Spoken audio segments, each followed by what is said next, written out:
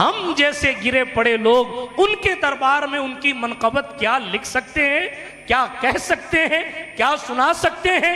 یہ تو بس صرف اتنی بات ہے، جسے چاہا در پہ بلا لیا، جسے چاہا اپنا بنا لیا۔ یہ بڑے کرم کے ہیں فیصلے، یہ بڑے نصیب کی بات ہے، ورنہ یہ زمین نہایت پاکیزہ زمین، بالخصوص مشائخ چشت کے لیے یہ زمین کسی کعبے سے کم نہیں ہے، اس لیے کہ یہ سلطان التارکین کا روضہ ہے۔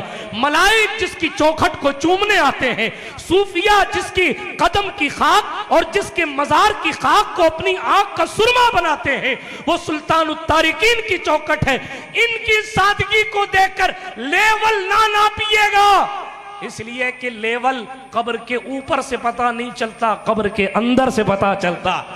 شہزادی کو یعنی سرکار صوفی پاک کی والدہ ماجدہ کو فرمایا تھا، میرے پاس جو علم ہے اس کے مطابق مجھے یہ خبر مل رہی ہے کہ تیرے بطن مبارک سے ایک شہزادہ پیدا ہوگا، اور اس شہزادے کا حسن بے مثال ہوگا۔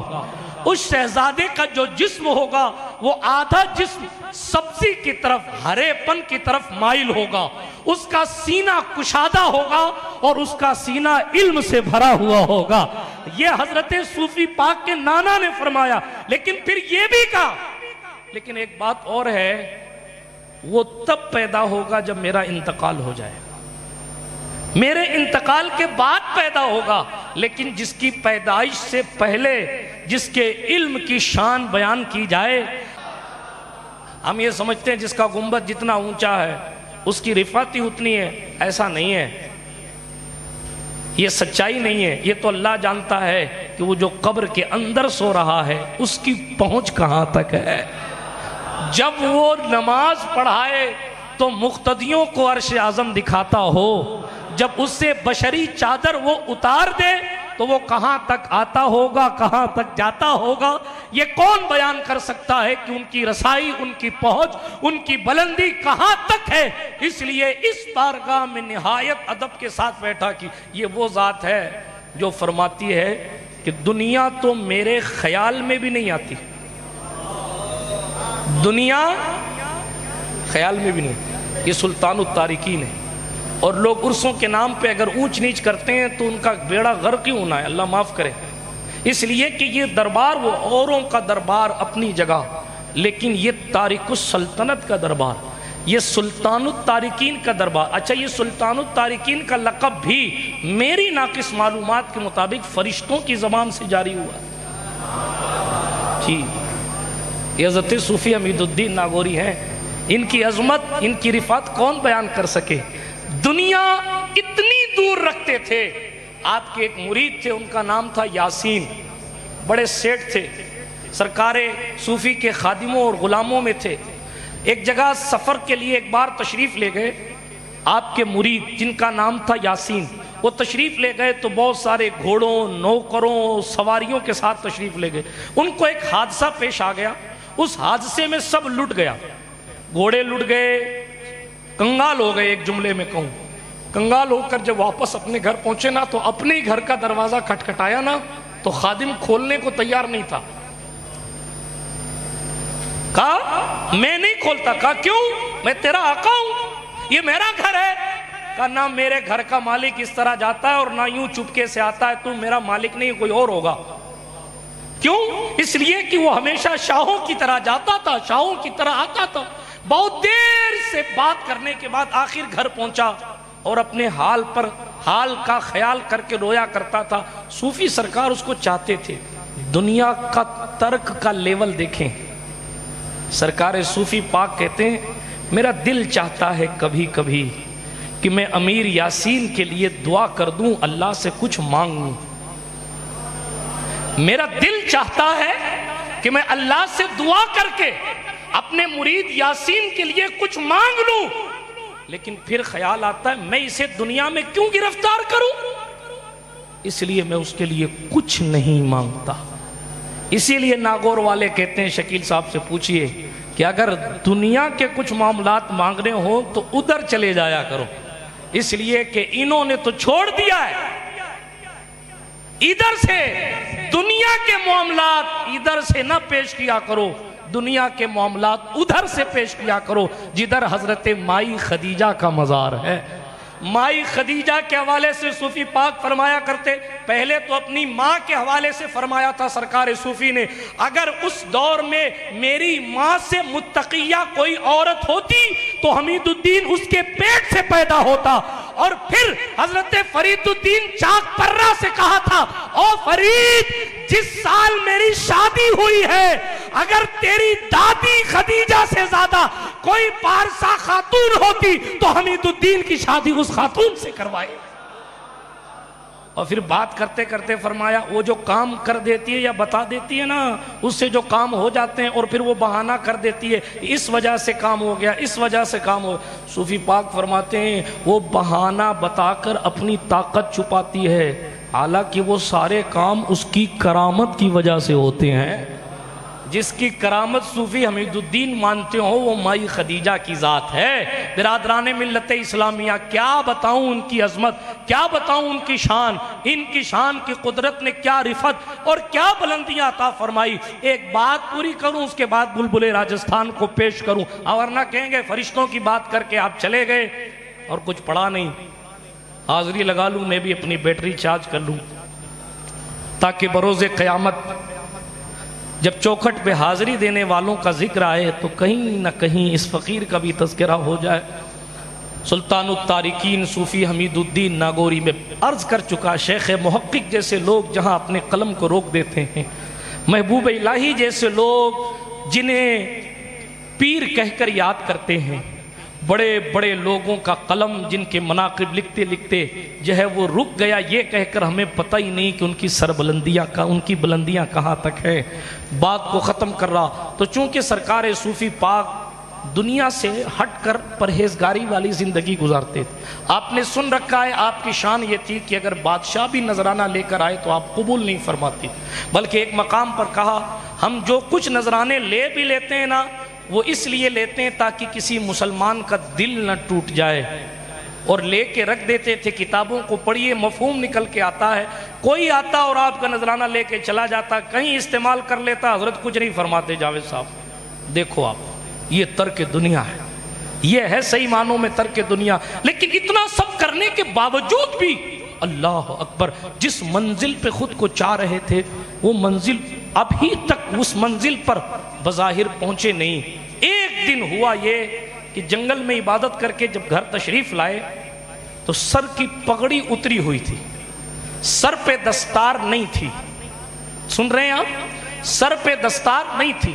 حضرت شاہ عزیز الدین جو آپ کے پاس میں لیٹے ہوئے آپ کے شہزادے سرکار عزیز الدین نے عرض کیا حضور دستار کسی کو عطا فرما دی ہے؟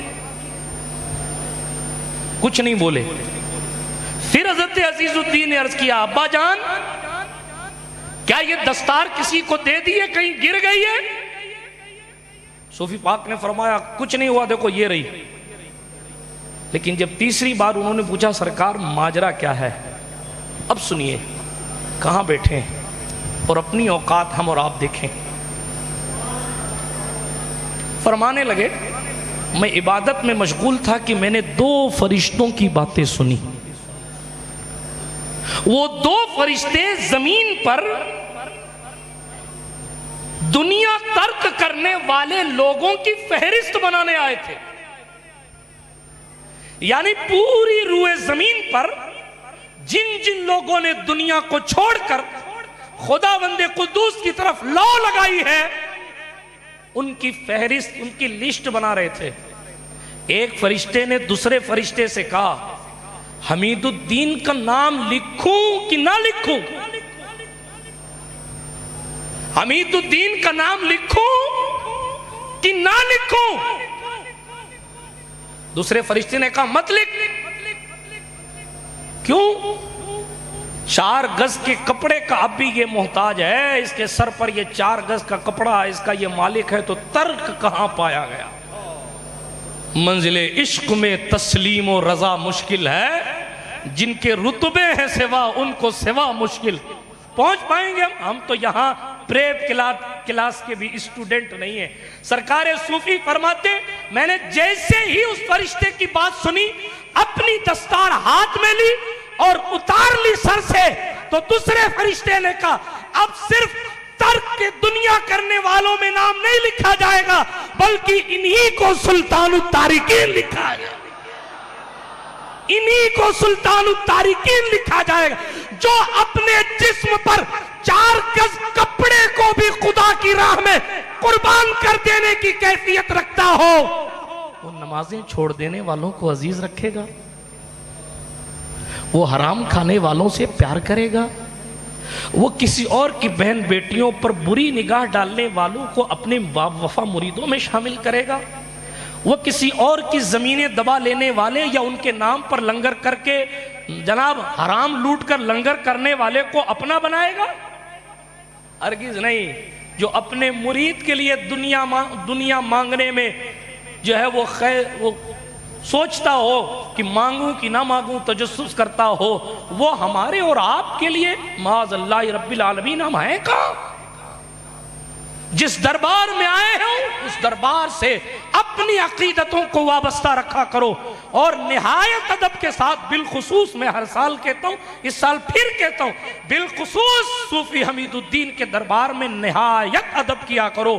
پتہ نہیں کس کے بھیس میں کہاں کا قطب سلامی دینے آیا ہے، پتہ نہیں کس لباس میں کہاں کے ولیوں کا انسپیکٹر اور سردار سلامی پیش کرنے آیا، اس لیے کہ اپنے وقت کے غوث جس کی چوکھٹ پر جھک کر سلام کرنے آتے ہیں اسے حضرت صوفی حمید الدین کہا جاتا، جس کی عظمتیں نرالی، جس کی شان نرالی۔ لیکن ایک آخری بات یہ بھی کہوں، بہت پیار کرتے ہیں مخلوق سے، جو جتنے اونچے لیول کا قطب ہوتا ہے اس کا دل اتنا زیادہ نرم ہوتا ہے۔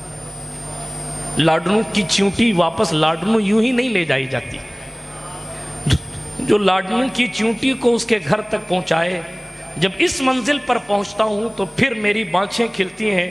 جو چیونٹی کو اس کے مقام تک پہنچا سکتا ہے وہ ایک دن ہمیں بھی ہمارے مقام تک پہنچا ہی دے۔ جب اس منزل پر پہنچتے ہیں، جاتے جاتے فرمایا تھا کیا بتاؤں کیا چھوڑوں، یاد بھی آ رہا ہے، مفتی اعظم راجستھان کا علمی فیضان ہے، لیکن وقت نہیں ہے کہ میں آپ کو سناؤں۔ لیکن جب دن آخری چل رہے تھے تو فرمایا تھا میری جسم سے اگر تمہیں ایسا لگے نا کہ میری روح نکل گئی ہے تو مجھے دفنانے میں جلدی مت کرنا۔ تو ساتھیوں نے کہا یہ سرکار علیہ السلام نے فرمایا ہے کہ انتقال ہو جائے تو دفنانے میں جلدی کرنا، اور حضرت کہہ رہے ہیں کہ جلدی مت کرنا، لیکن جسارت کون کرے پوچھنے کی۔ پھر ہوا یہ کہ اس بیماری پہ بیمار رہے، کچھ دن بیمار رہے، ایسا لگا کہ انتقال ہو گیا، لیکن لوگوں نے جلدی نہیں کی، گھر والوں نے جلدی نہیں کی، بعد میں طبیعت بحال ہو گئی، ٹھیک ہو گئے، پھر دوبارہ بیمار ہوئے تو ظاہر بات ہے شہزادہ عزیز الدین کی شان نرالی۔ انہوں نے کہا حضور وہ پچھلی بیماری میں آپ نے کہا تھا کہ اگر جو ہے وہ ہماری حالت ایسی ہو جائے کہ جیسے انتقال ہو گیا ہو تو دفنانے میں جلدی مت کرنا، اب کی بیماری میں کیا کرنا ہے؟ تو صوفی سرکار نے فرمایا وہ مسئلہ الگ تھا، یہ مسئلہ الگ ہے۔